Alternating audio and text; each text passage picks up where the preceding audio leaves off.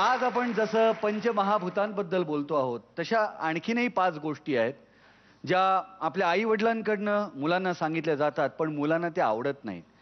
पहिली गोष्ट म्हणजे काय हे किती उशीर, किंवा दुसरी गोष्ट म्हणजे एवढे पैसे कशाला, तिसरी गोष्ट कधी येणार आहेस, किती वाजता, चौथी गोष्ट कोणाचा फोन होता, नाही आवडत, आणि पाचवी गोष्ट जरा शिका त्या पुष्करकडनं काहीतरी.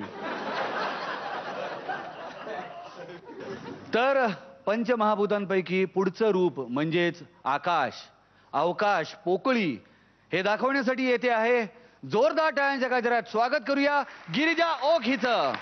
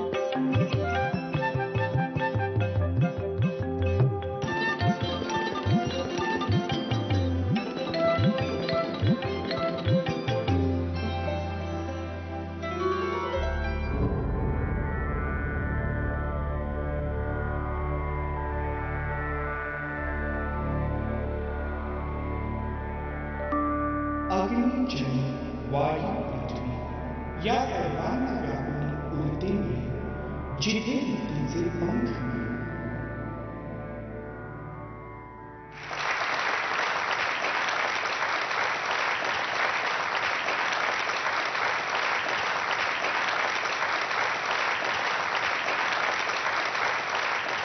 गिरिजा, तू जेव्हा वरनं येत होतीस ना तेव्हाच अवकाश म्हणजे पोकळी म्हणजे खड्डा आमच्या पोटात आला होता. कारण अंगावरती एवढं असं ते सगळं घेऊन तू कसं काय करणार. पण तू वेगवेगळे रंग दाखवलेस ग, आकाशाचे वेगवेगळे रंग दाखवलेस.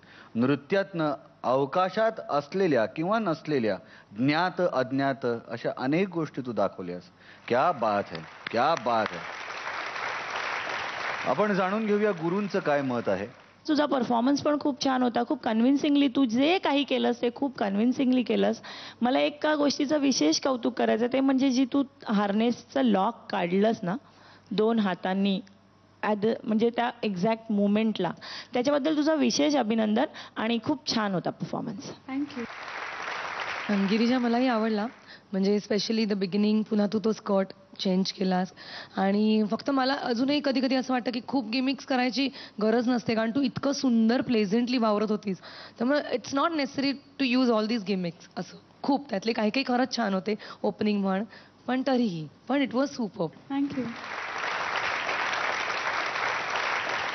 आता जाणून घेऊया मार्क्स किती मिळालेले आहेत.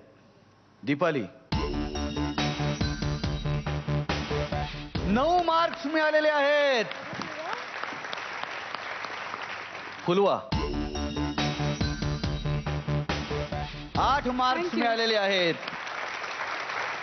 त्यामुळे या दोन्ही गुरूंनी दिलेल्या मार्क्सच्या ऍव्हरेज नुसार तुला 100 पैकी 85 मार्क्स मिळालेले आहेत. मज्जा आहे बुवा. जाणून घेऊया अशोक मामांचं काय मत आहे. चांगला परफॉर्मन्स होता. स्पेस म्हटल्यानंतर जनरली आपल्या डोळ्यासमोर काय उभं राहतं तर पोकळी, मग ती आयुष्यातली असो किंवा हवेची असो. त्या पोकळीमध्ये गेल्यानंतर माणसाची काय स्थिती होत असेल, वजनरहितता, मग त्यावेळेला ती अशी व्यक्ती अशा सॉलिड ॲक्शन्स करण्यापेक्षा अशी तरंगत जाते.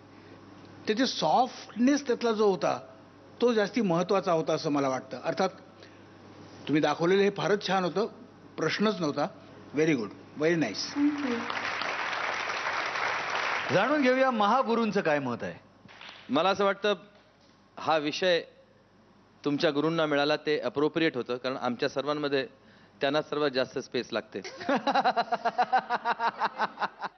खूप सुंदर हा परफॉर्मन्स होता. तुम्ही ज्या प्रकारे मयूर सुरुवात केलीत, अतिशय देखणी सुरुवात होती ती, आणि तुम्ही ज्या प्रकारे नंतर वावरलात त्यात मला कुठेतरी ब्लॅक होल सुद्धा दिसलं. नंतर त्याआधी मला मिल्की वे सुद्धा दिसला.